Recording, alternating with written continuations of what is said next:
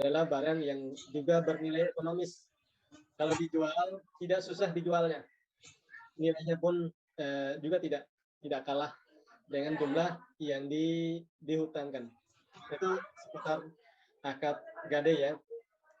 Selanjutnya.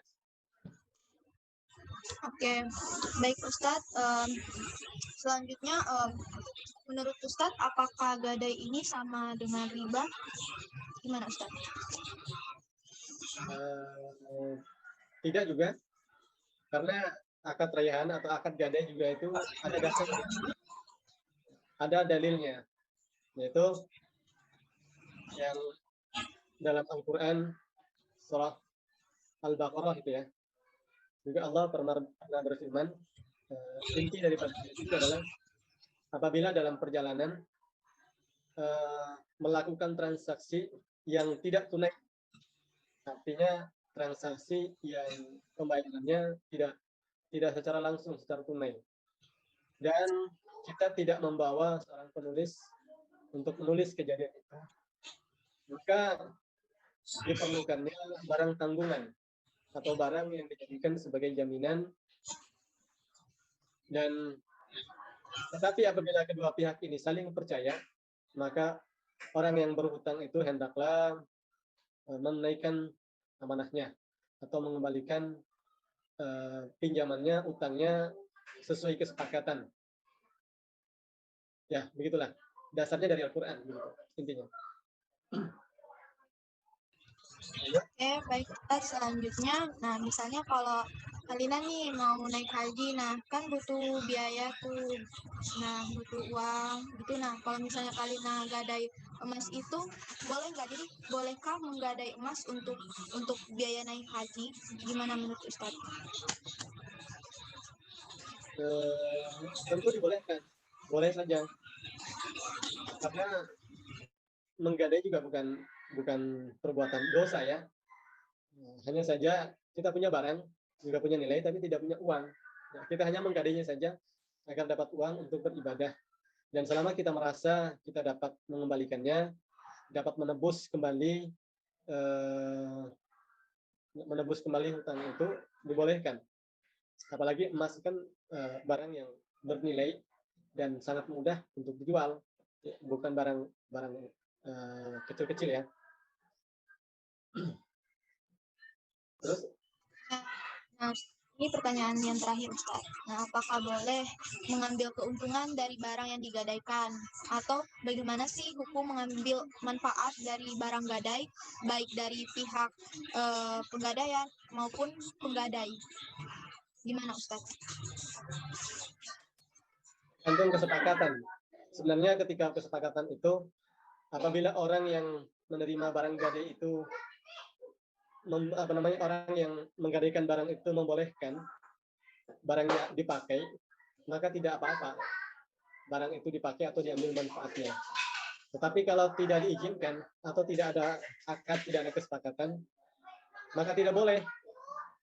Nah, apabila mengambil keuntungan, itulah yang disebut sebagai riba. Karena barang jaminan itu semata-mata untuk memastikan barangnya atau hutang itu dikembalikan. Jadi semata-mata untuk menjamin keamanan hutang itu dan dikembalikan, tidak untuk dipakai. Khawatir barangnya rusak, kualitasnya bisa turun, dan itu juga bisa merugikan orang yang menghutang atau yang berpiutang. Tapi tetap kembali kepada kesepakatan, ya, dibolehkan atau tidak sesuai kesepakatan aja. Baik Ustaz, terima kasih banyak Ustaz. suatu barang misalnya gade emas nih di Pegadaian, maka kita harus penuhi dulu nih syarat-syaratnya. Misalnya syarat umum di Pegadaian yaitu harus ada KTP atau SIM atau paspor yang masih berlaku, barang jaminan berupa emas perhiasan, emas batangan, atau emas lantakan, dan kartu keluarga. Nah, kalau syarat lainnya itu bisa digadai. Nah, jadi kita lihat dulu nih, salah satu syarat wajib untuk gadai emas ini adalah surat. Pasalnya, surat merupakan bukti keaslian emas. Tanpa dokumen tersebut, emas yang diberikan bisa jadi bermasalah. Tentunya Pegadaian tidak ingin menangani barang tersebut karena akan menimbulkan dampak negatif. Nah, kalau mungkin saja di kemudian hari terjadi pertama itu ada syarat administrasi ini harus lengkap, dan kedua itu jangan sampai melewati masa tenggang pelunasannya. Nah, setelah kamu penuhi semua persyaratan, biasanya Pegadaian ini akan menjelaskan tentang biaya administrasi atau titik gadai. Nah, besaran biaya disesuaikan dengan jumlah pinjaman, tapi intinya itu semakin besar dana yang kamu pinjam, biaya administrasi pun bertambah. Tanggung jawab Pegadaian Syariah terhadap barang jaminan. Nah, sebagai bentuk tanggung jawab, pihak Pegadaian ini menjaga dan memelihara barang jaminan untuk menghindari hal-hal yang tidak diinginkan seperti kehilangan, kerusakan, kebakaran. Maka pihak Pegadaian ini mengasuransikan barang jaminan sebagai bentuk perlindungan bagi para konsumen. Dan apabila terjadi kehilangan atas dasar kelalaian dari pihak Pegadaian, maka pihak Pegadaian bersedia memberikan ganti rugi kepada para nasabah dengan ketentuan yang tercantum dalam perjanjian pinjam-meminjam di surat bukti kredit SPK.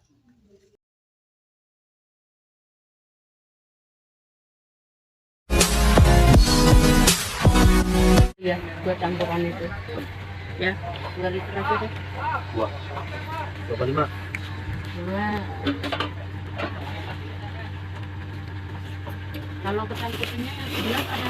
Ada. Yang 11.000. Berapa liter? Kalau itu dia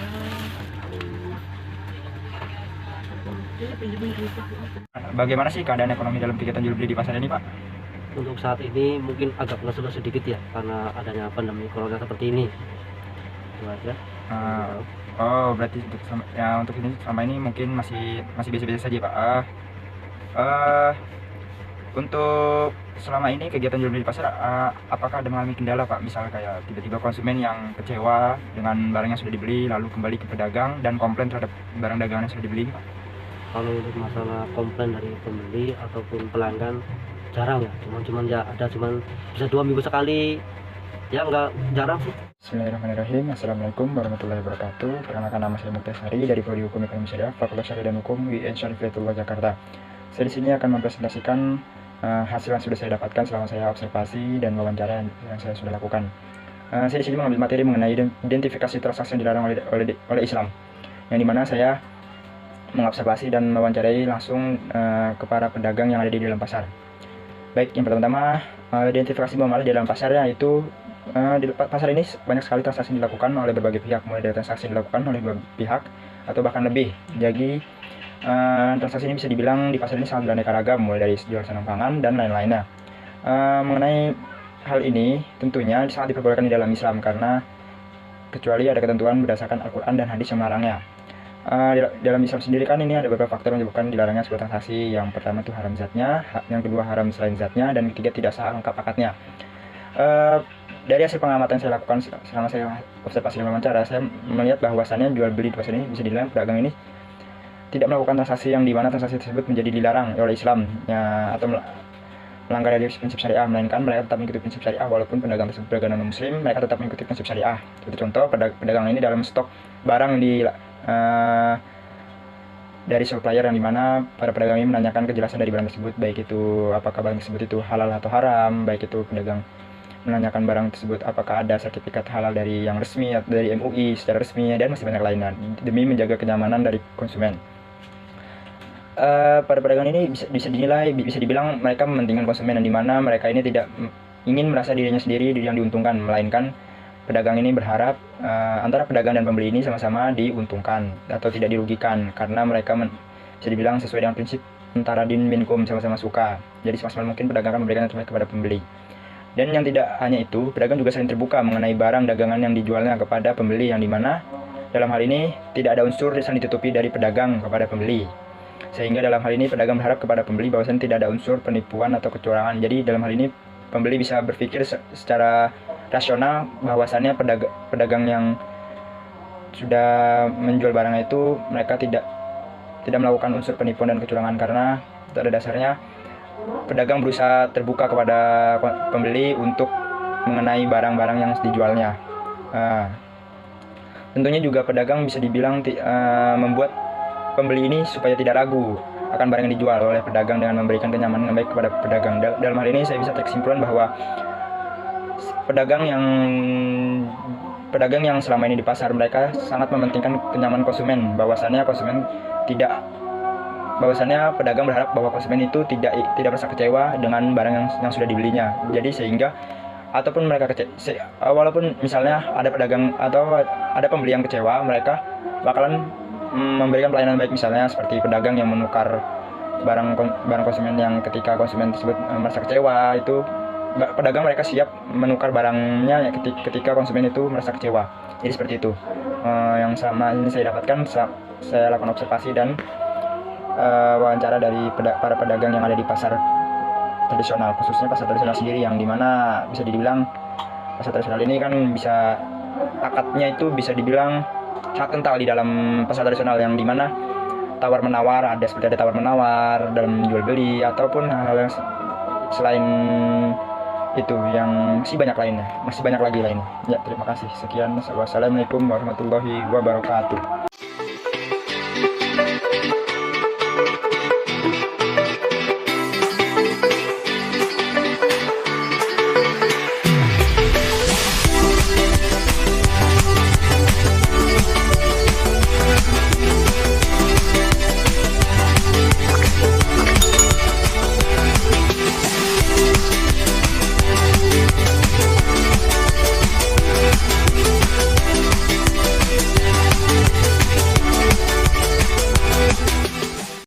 Bismillahirrahmanirrahim. Assalamualaikum warahmatullahi wabarakatuh. Alhamdulillah pada siang hari ini saya sudah bersama narasumber saya yang insya Allah akan menjelaskan tentang organisasi yang digelutinya saat ini.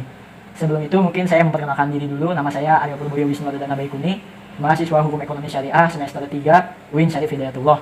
Dan sudah bersama saya dengan nama saya Imadudin Farhan, jadi panggil Farhan aja ya. Alhamdulillah saya di sini sebagai salah satu pengurus di bidang logistik ya di Ikatan Keluarga Pondok Modern Darussalam Gontor cabang Bogor. Gitu. Selamat datang di kantor kami yang sederhana ini. Yang insya Allah pertemuan kita insya Allah barokah ya. Amin.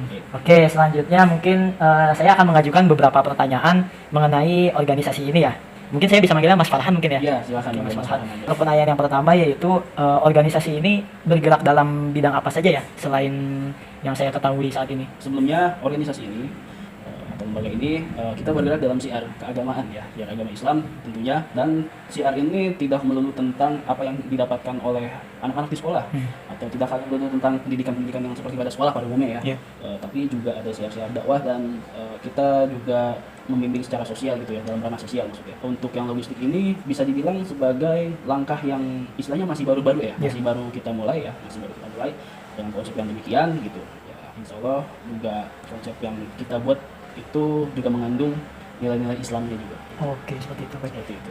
Oke, untuk pertanyaan yang selanjutnya ya, mungkin saya ingin sedikit mengetahui ya, awal mula terlaksananya ekspedisi di organisasi ini tuh seperti apa sih? Untuk awal mulanya itu kegiatan logistik yang alhamdulillah sudah Mas Aryo lihat ya, adalah karena kita sebagai alumni pada saat itu ingin melihat situasi pondok karena akan kerinduan kerinduan alma mater gitu. Sambil berjalannya waktu ketika kami jalan ke sana, ada 1-2 wali santri yang menanyakan apakah bisa membantu mereka dalam memenuhi kebutuhan anaknya ya, karena mungkin kan kita tahu bahwasannya wali santri itu memiliki kesibukan masing-masing ya. Karena kesibukannya itu tidak melulu tentang pekerjaan, dagang, dan sampai pada akhirnya kegiatan mereka itu tidak bisa untuk memenuhi kebutuhan anak itu. Makanya pada saat itu kita diminta tolong untuk memenuhi kebutuhan anak tersebut. Seiring berjalannya waktu, mungkin kita beberapa kali ada kunjungan ke sana ke pondok, makin lama jumlah konsumen atau jumlah wali santri yang menitipkan itu meningkat drastis ya. Karena konsep kita itu dulu itu udah hanya menitipkan, wali santri mau memberikan kita isan bebas, mau tidak juga tidak apa-apa. Intinya kita di situ membantu ya, untuk meringankan beban wali santri. Maksudnya beban di sini apa yang wali santri ingin lakukan terhadap anaknya itu belum terpenuhi. Seperti itu. Dan sampai sekarang alhamdulillah ya konsumennya terus bertambah juga. Alhamdulillah. Oh baik, seperti itu ya. Untuk selanjutnya mungkin saya juga pengen tahu nih, sebenarnya Dan saya kan melihat nih dalam organisasi ini nih banyak kegiatan ekonomi ya. Akad-akad syariah apa saja sih yang dijalankan dalam organisasi ini? Untuk masalah akad syariah ya, karena kita menjunjung konsep Islam gitu ya, kita di sini yang lebih menonjol aja ya, yang lebih menonjol itu mungkin akad wakalah ya. Karena kan namanya wali santri itu dia sebagai yang menitipkan barangnya ke kita ya. Kita sebagai orang yang mewakilkan wali santri itu untuk menyampaikan kebutuhan apa-apa yang dibutuhkan oleh si anak. Di bawah kami dan tim yang menyampaikan kepada anak, baru kita laporkan kepada para wali santri ya, yang menitipkan kepada kita. Seperti ibu kita sudah sampaikan kepada anaknya langsung. Dengan seperti itu baru disitulah mulai untuk kegiatan administrasi ya, kalau kita bilang ya administrasi, yang mana itu kalau bahasa kita itu rido-birido, maksudnya sama-sama enak gitu ya, udah sama-sama ikhlas. Konsep itu yang kita pegang sampai saat ini seperti itu. Berarti kita bisa menyebutnya wakalah bil ujroh ya? Ya, kurang lebih seperti itu. Selain itu saya melihat juga seperti ada produk lain seperti Justip kalau nggak salah ya? Justip kita lakukan itu setelah logistik itu selesai. Kita membuka untuk membuka via media sosial ya. Untuk pertama-tama dulu itu via WhatsApp, sekarang sudah bisa via Instagram juga, sudah bisa gitu. Tapi rata-rata emang para konsumen Justip ini via WhatsApp. Via WhatsApp, jadi kita fotokan produknya, jadi terus kita bikin range harga untuk keuntungan per itemnya berapa. Nah, nanti kita kasih tahu kepada konsumen, oke misalkan kita nitip Al-Quran, kita nitip Al-Quran. Al-Quran itu rata-rata harganya 40-50 ribu, ya kan? Mungkin kita anggap ambil 50 ribu.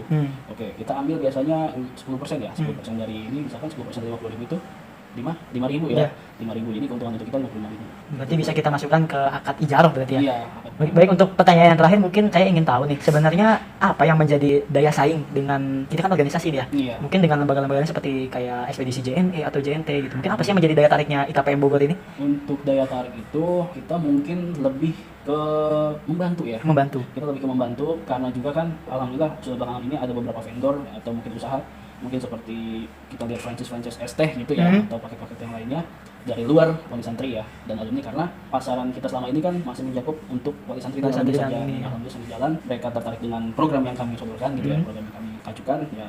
Alhamdulillah sampai saat ini dari konsumen wali santri dan non wali santri pun meningkat. Jadi intinya kita itu hanya sesimpel memakai konsep membantu atau ta'awun itu ya, mungkin ta'awun. Misalkan kita niatkan untuk ibadah ya, karena kan akad-akad itu kan masih ada hubungan ya, hubungan dengan ibadah, kita niatkan dengan bismillah, insya Allah juga bantuan mungkin atau rezeki itu kan gak ada yang tahu ya. Yakin saya mengucapkan beribu-ribu terima kasih kepada Mas Farhan atas penjelasannya mengenai organisasi ini. Semoga kedepannya apa yang diusahakan dan dijalankan oleh organisasi ini diberikan kemudahan dan kelancaran oleh Allah Subhanahu wa taala.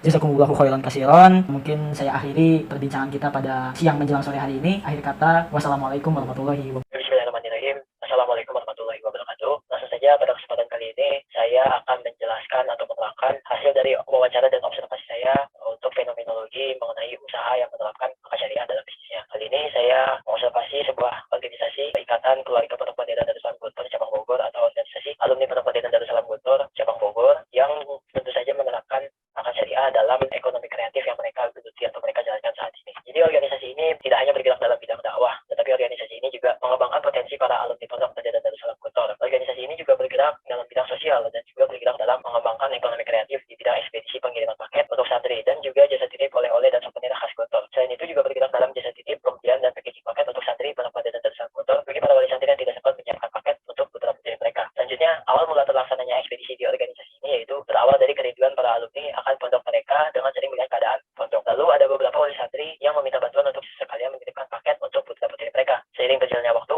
kuantitas penitipan paket semakin banyak dan akhirnya dibukalah jasa ekspedisi pengiriman paket untuk para santri dan santriwati Pondok Modern Darussalam Guntur. Lalu akad syariah yang dijalankan dalam organisasi ini dalam menggerakkan ekonomi kreatif yang mereka jalankan. Yang pertama yaitu ada akad wakalah bil ujroh. Sebagaimana yang kita ketahui bahwasanya jasa pengiriman paket atau ekspedisi merupakan salah satu muamalah maliyah yang dimasukkan ke dalam akad wakalah bil ujroh. Yang kedua, selain akad wakalah bil ujroh, organisasi ini juga menerapkan akad ijaroh dalam usaha mereka di bidang jasa titip oleh-oleh dan souvenir khas Guntur. Juga dalam jasa titip pembelian dan packaging paket untuk santri Pondok Modern Darussalam Guntur bagi para wali santri yang tidak sempat menyiapkan paket untuk putra putri mereka. Selanjutnya, yang menjadi daya tarik bagi organisasi ini dalam menjalankan bisnis di bidang ekspedisi dibanding penyedia layanan ekspedisi lainnya, yaitu tujuan mereka untuk saling membantu atau ta'awun kepada sesama atau lebih utama kepada para wali santri yang mengeluhkan besarnya biaya pengiriman paket melalui perusahaan lain penyedia ekspedisi. Karena mereka hanya mematok harga 100.000 sampai 150.000 untuk tiap paketnya tujuan Magelang, Ngawi, Ponorogo, dan Kediri. Dan untuk Banyuwangi dikenakan harga sekitar 200.000 untuk setiap paketnya. Jadi hal utama yang menjadi tujuan mereka yaitu menerapkan konsep ta'awun sehingga dengan sendirinya rezeki itu datang sendiri dari berbagai arah. Sampai saat ini pun mereka juga menghandle beberapa perusahaan seperti ST Indonesia dan juga kerjasama dengan Sederhana Logistik. Baik, mungkin itu saja yang dapat saya sampaikan mengenai observasi dan wawancara saya. Terima kasih.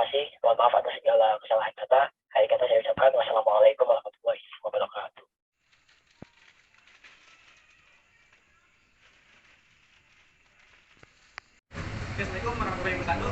Sini saya bersama siapa Pak? Saya Erwin. Kerja saya Sembako. Sembako. Kemarin saya melakukan observasi ke baru Bapak Erwin sebagai pencetak tugas UTS dari mata kuliah perbankan syariah. Dan saya memberikan saya sini ingin mewawancarai Bapak Erwin. Nah, yang pertama nih Pak, saya ingin daripada Bapak akan apa ya yang Bapak pergunakan dalam usaha Bapak ini? Soal akad yang saya gunakan saya kurang ngerti ya. Tapi karena saya hanya lulusan SMA dan insya Allah yang saya lakukan itu baik dan tidak dari syariat agama. Itu kalau soal akad. Berarti akan jual beli ya Pak? Iya. Lanjut, pertanyaan kedua, ini target apa nih yang ingin Bapak capai ke depannya buat usaha Bapak? Target kedepannya untuk usaha saya yang ingin saya capai itu ya apa ya? Ingin mengembangkan kembali usaha saya kembangkan lagi supaya lebih besar lagi tempat saya berjualan ini berpanjangan. Jadi rumah usaha Iya, Pak ya? berpanjangan. Lalu yang ketiga Pak, dalam usaha ini kira-kira Bapak ini dalam mengambil keuntungan yang jualan itu berapa Pak? Keuntungan dalam jualan berapa ya? Kalau soal keuntungan saya ambil dari jualan tergantung modal juga. Saya dalam modal modal saya keluarin 12.000 contoh 12.000, saya akan mengambil keuntungan 2.000, 3.000, tergantung modal. Modal. Iya. Lanjut, yang pertanyaan yang keempat Pak nih, apakah Bapak menerima pembelian makanan utang? Saya pribadi sih kurang ya. Kenapa tuh? Karena misalnya barang saya menjual susu. Ya. Susu ini diutangin.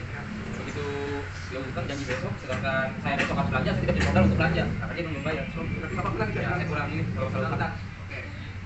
Lanjut yang pertanyaan terakhir nih Pak ya. Pemasaran yang Bapak lakuin ini buat usaha Bapak ini mencakup apa aja? Aspek apa aja? Enggak, atau warga sekitar kah? Sekolahannya nongkrong kah? Saya buka toko ya. Ya. Dekat lingkungan sekolah. Jadi alhamdulillah tempat saya termasuk strategis. Jadi, Dekat lingkungan warga, dekat lingkungan sekolah. oke. Yang kayak itu Bapak di jalan juga Pak ya? Pinggir jalan. Iya. Pinggir jalan. Jadi kayak tempat yang tadi strategis gitu ya? Iya. Strategis Pak. Oke. Lingkungan ya. Mungkin itu aja Pak yang saya wawancara sama Bapak. Ya. Dan kurang lebihnya, ya mohon maaf ya kalau ada salah kata. Ya. Oke, itu aja teman-teman yang saya lakukan wawancara kali ini. Kurang lebihnya mohon maaf. Wassalamualaikum warahmatullahi wabarakatuh.